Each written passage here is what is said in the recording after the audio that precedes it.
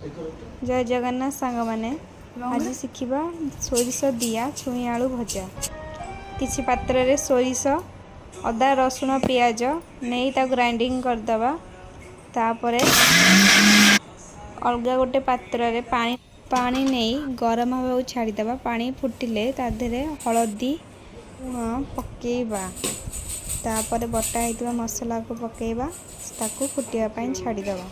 से फुटिला भितरे छुई आलू को गोल गोल करी काटिदबा। छुई लंबा होइतबा दरकार। तापर सेतरे नै कि पकेबा। तापर ताकू घोड़े दबा सिजिया पाई छाड़ीदबा।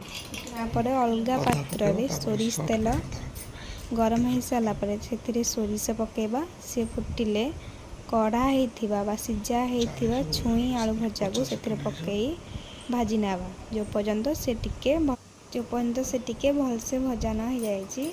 तापर पोड़ पोड़ हो भाजी हो सारा पर गोटे अलगा पात्र रे काढ़ी नबा। हो गला सोरिष दिया छुई आलू भजा। क्यों मान भजा भल लगे कमेंट माध्यम जनइबे।